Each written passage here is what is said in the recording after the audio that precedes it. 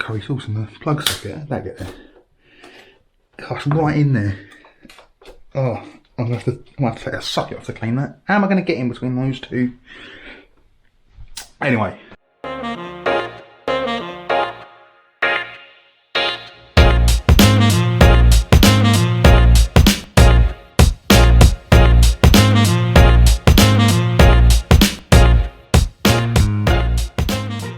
And action. I alluded to this in the other video I just made. I made a video where I made chicken parm. I said there was 2 meals that I cooked quite early on in the lockdown that made me think, oh, do you know what? I'm pretty good at this. One was chicken parm and the other was chicken katsu, because they both involve breaded chicken cutlet. I had chicken to use up, and I also had some panko breadcrumbs. And I also had, a lot of time on my hands. So, lots of waffle. We're gonna make chicken katsu curry. Now, usual disclaimer, this is probably in no way, shape or form traditional, but it is one of those sort of things that a lot of people think is a lot harder to make than it actually is. The curry sauce itself, if you've never had chicken katsu, I can't remember which parts, but it's, I think fairly certain the katsu part, because you get pork tonkotsu, chicken tonkotsu, it's the breaded chicken cutlet part of it.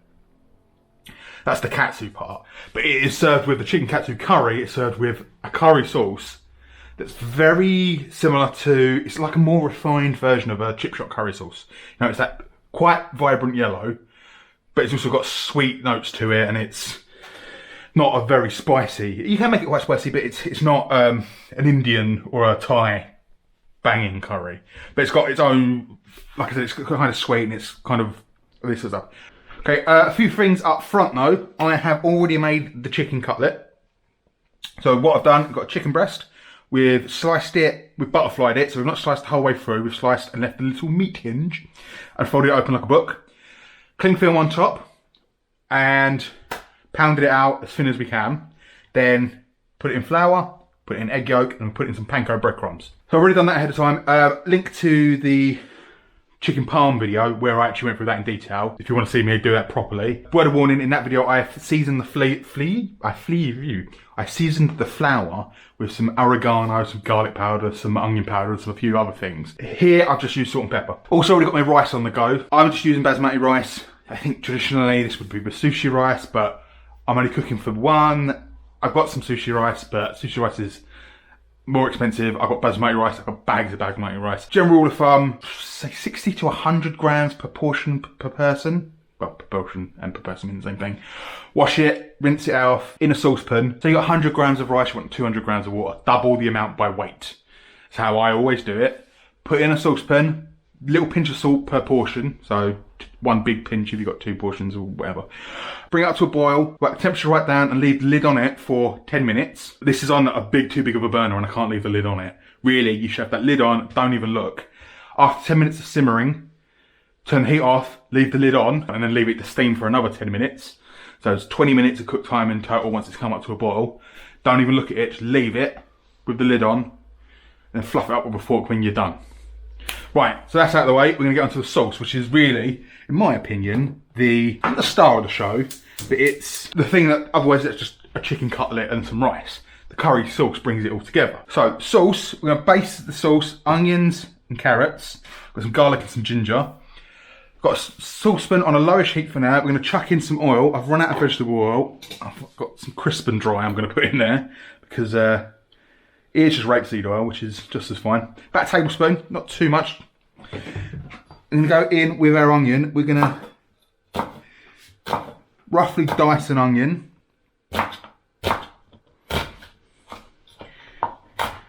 No waste. You don't need to worry about how much you're chopping this up too much, because we are going to use an immersion blender on it. If you haven't got an immersion blender, you can put it in a food processor or a what's the other one? A blender or a food processor afterwards to give it that creamy sort of consistency. You can leave it all whole, but it's going to be chunky and it's going to be more like curried stew than it is actual curry sauce. So yeah, one medium standard onion, chunked up, nothing fancy. Put that in there. Try and get it in the pot and not all over your hob like I am. Also in there we are going to go in with, so I've got a couple of these, well I say a couple, I've got loads of these chanterelle, chanterelli? Can't remember what they're called. Little mini potato, carrots. Really I would normally just use one medium carrot. Cut them all up so they're about the same sort of size as the dice on your onions. In with the onions. And then we are going to go in there with 3 decent sized cloves of garlic. As much as I am only cooking the one cutlet and one portion of rice, I'm making enough curry sauce for probably 4 people. You don't want the garlic too small at this stage, just because we don't want it to burn while we're cooking the onions. Obviously garlic burns a fair bit easier than those. Oh. So that's the rice. So I'm going to put that lid on, turn that heat off completely and just let it steam. Another 10 minutes. Well, at least 10 minutes. It can just sit there and do its thing. Do its thing in the background while we're doing this. So in there with that garlic as well. And the last one is for in there. I'm going to go in with a decent chunk of ginger. And chuck that in there. For now, we can just turn that heat up a little bit. And we just want to get a little bit of colour on everything. Not roasting it to an inch of its life, but we're going to sweat everything down, get a bit of colour on the onion and the garlic and the carrot. Right, once you've got a bit of colour in there, your carrots and your onions should have softened up a bit. Garlic and the ginger should be really nice and aromatic. You go in there with a few things. So I am just using good old standard curry powder, medium curry powder. Usually this wouldn't be a super spicy curry. You can make it spicy if you want. Now you can buy Katsu Curry, Japanese golden curry, I think it's called, Japanese golden curry powder. I think it actually comes in like a block, compressed blocks, more like an OXO cube. If you can get your hands on that, you can try using it. I've never actually used it. This is just the way I always do. So about a tablespoon of good old plain fashioned curry powder, and about a teaspoon turmeric, and then about a tablespoon of light soy sauce, and the same of dark soy sauce. Dark soy sauce is going to bring some sweetness to the party and some more rounded aromatic sort of flavours, whilst the light soy sauce is going to bring the saltiness and all of that sort of jazz to the party. So just going to fry them all off together for a little bit. Right, now they're all fried off for a little bit. Everything's cooked through. The spices have cooked through a little bit. We're going to add about a tablespoon of just plain flour. Stir that in. And essentially we're starting to make a bit of a roux here now, because there's already a bit of oil in there. We are going to add butter momentarily. So, if I'm honest, normally I would have put that in by now, but we're going to just chuck in about a tablespoon of butter. Let the butter melt. See, just like most of the things I cook, it's a pretty forgiving recipe. Get that butter melted down. Right, at this point you want to put your kettle on a boil. That sounded like it was wrong, but it was correct. Put your kettle on the boil. And in there we're going to chuck in an OXO cube, chicken stock cube. Or stock pot, whatever is your jam. If you've actually got homemade chicken stock, use that. And we're going to go in there with about 400 ml of boiling water. So making up the stock and then just pouring it in here. Bring that up to a decent simmer. Give it a good stir so there's no lumps. Doesn't really matter if there are any lumps though, because we're going to blitz it all up. So now you should be starting to get that rich golden yellow Katsu curry colour. So now what we're going to do, as a stewy, stocky sort of thing like this, we'll bring it up to a boil. It should be thickening up. Bit of a simmer. Just going to let that burble away. 20 minutes. We want the carrots and the onions to cook for a bit, so I'm going to give that 20 minutes. Alright. 15-20 minutes later, you should have lovely curry sauce that is already quite beautiful as it is. Give it a little taste if you want. Should be fine. You might want to add a bit of sweetness to it if you prefer it a bit sweeter. Drizzle in a bit of honey. Right, but now what we need to do, I'll call that 8 for now. Immersion blender. I'm just going to blitz it all down. So it's going to be noisy. You just want to blitz it all till it's completely smooth. So, blitz that all till it's completely smooth. All we really need to do now is keep that warm. That fridges up quite well in the last couple of days. Great with katsu, it's great with just a bit of rice on its own, or you can have it on a bit of grilled chicken chips, curry sauce. Banging. Right, so just gonna keep that warm. You can keep it on a really low heat if you want, depending on how long till you're gonna. Depending on how long till you're gonna have your katsu. I'm gonna fry a chicken. Bit of oil in there. Chicken in, fry it. One side, fry it. The other side, a couple of minutes either side. Make sure it's cooked through. I've just sliced up thinly some spring onion, some iceberg lettuce, and a bit of cucumber. Just grab on the side of it. So I'm gonna fry the chicken. Put it all together. Back in a minute. All right. That chicken fried. Just going to put that on some kitchen towel just to drain off. Right, so turn off the rice out.